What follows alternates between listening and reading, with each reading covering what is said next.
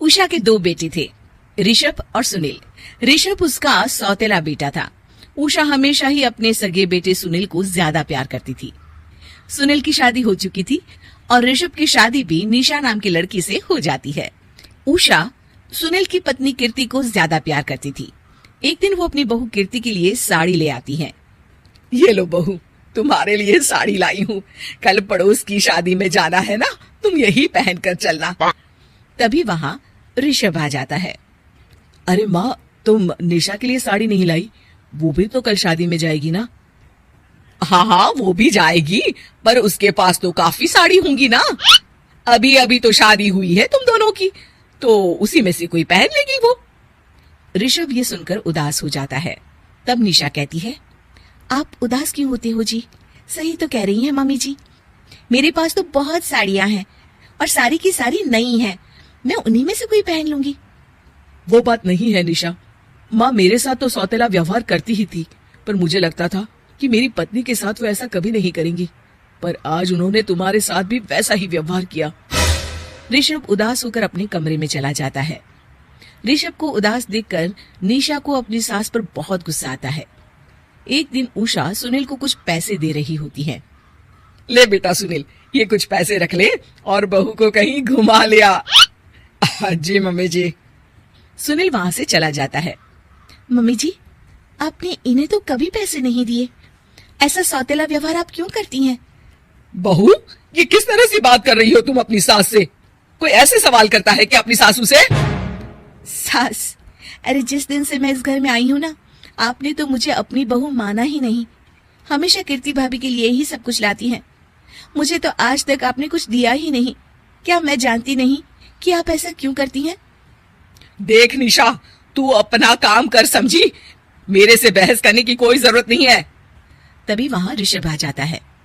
निशा, माँ से ऐसे बात नहीं करते। तुम जाओ अपने कमरे में। हाँ, जा रही हूँ। मुझे भी इनसे बात करने का कोई शौक नहीं है।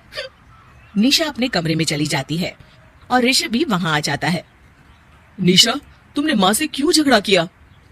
क्योंकि आप तो कुछ कहते ही नहीं, बस चुपचाप सहते रहते हैं। किसी को तो आवाज उठानी होगी ना। कोई बात नहीं निशा, तुम गुस्सा मत करो, शांत हो जाओ। निशा रसोई में खाना बना रही होती है। तभी वहां कीर्ति आ जाती है। निशा, तुम मार्केट से ये सामान ले आओ। मैं क्यों जाऊं? आप भी तो जा सकती हो ना। दिख नहीं रहा कि मैं खाना बना रही हूँ? हाँ तो क्या हुआ, खाना बनाने के बाद चली जाना। हाँ, खाना भी मैं ही पकाऊं, बाजार जाकर सामान भी मैं ही ले आऊं। खुद तो कुछ करोगी नहीं, है ना? ओहो, जुबान तो देखो कैसे चल रही है। सुनो, तुम अभी आई हो इस घर में, तमीज में रहो, वरना सासू माँ से कहकर मायके भिजवा दूंगी तुम्हें। हाँ। ओह, हाथ लगाकर दिखाओ मुझे, देख लूंगी। बहुत मनमानी हो गई तुम दोनों की, समझी? निशा लिस्ट कीर्ति के ऊपर फेंक देती है। कीर्ति निशा को मारने आती है तो निशा उसका हाथ मोड़ देती है। ओह, मर गई रे, छोड़ मेरा हाथ। आज के बाद मुझसे कोई बदतमीजी की तो अच्छा नहीं होगा। कीर्ति रोते हुए अपने कमरे में चली जाती है। उस निशा चुड़ैल ने मेरा हाथ मोड़ दिया। मुझे नहीं रहना इस घर में। अरे कैसी बेकार की बातें कर रही हो? अरे निकालना ही है तो ऋषभ और निशा को निकालेंगे। नहीं, मुझे अलग घर चाहिए। कान खोलकर सुन लीजिए, हम दोनों इस घर से जल्द जाएंगे। आप नए घर का इंतजाम कीजिए बस। मैं इन दोनों के साथ ज्यादा नहीं रह सकती।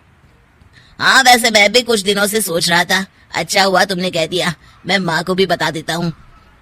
माँ, वो क्या करेंगी तुम्हारे साथ जाकर? मैं चाहती हूँ कि तुम और मैं, बस हम दोनों ही कहीं शिफ्ट हो जाएं, इस सब झमेले से दूर। अरे पर माँ को यहाँ छोड़कर इस तरह से जाना ठीक नहीं रहेगा कीर्ति। वैसे वो तुम्हें कितना प्यार भी तो करती हैं। नाम का ख्याल रखती है, क्योंकि तुम सगे बेटे हो ना, इसलिए। तुम अगर सौतेले होते तो मेरे साथ भी ऐसे ही सलूक करती जैसे अभी तुम्हारे सौतेले भाई और उसकी पत्नी से करती है। अरे पर फिर भी कुछ भी नहीं। देखो, या तो हम दोनों इस घर से कहीं दूर जाएंगे या फिर मैं अपने मायके चली जाऊंगी। हाँ, बता देती हूँ। अच्छा बाबा, अच्छा ठीक है। सुनील अपनी माँ से बात करने आता है। माँ, मैं सोच रहा हूँ कि कीर्ति के साथ अलग घर में शिफ्ट हो जाऊं। अरे वाह बेटा, ये तो बहुत अच्छा सोचा है तुमने। कब शिफ्ट होना है हमें? मैं भी पैकिंग कर लेती हूँ। अब नहीं माँ, मैं और कीर्ति ही जाएंगे बस। आप तो यहीं रहो, ये पुश्तैनी घर भी है ना आपका। अरे बेटा, तू तो मेरा सगा बेटा है, तू ही मेरे साथ ऐसा कर रहा है, मुझे अपने साथ ले जा बेटा। तभी वहाँ कीर्ति आ जाती है। अरे माँ, आपको पता भी है कि किराए के घर में कितना खर्चा होता है, और अगर आपको भी लेकर गए तो और खर्चा होगा। आप तो बस यहीं रहो इसी घर में। कोई बात नहीं सुनील, तुम लोग चले जाओ, माँ यहीं रहेंगी हमारे साथ, हम माँ का ख्याल रखेंगे, तुम लोग अपनी गृहस्थी संभालो। निशा को ये देखकर बहुत खुशी होती है। वो मन ही मन सोचती है, अब आया ना ऊंट पहाड़ के नीचे, अब मम्मी जी को पता चलेगा। बड़ा सगा और सौतेला करती रहती थी, सगा बेटा तो जा रहा है छोड़कर, अब आएगी इन्हें अकल, और नहीं आई तो मैं ला कर रहूंगी। निशा अपनी सास को कैसे अपने सौतेले बेटे से मिलाएगी, जानने के लिए देखिए सौतेली माँ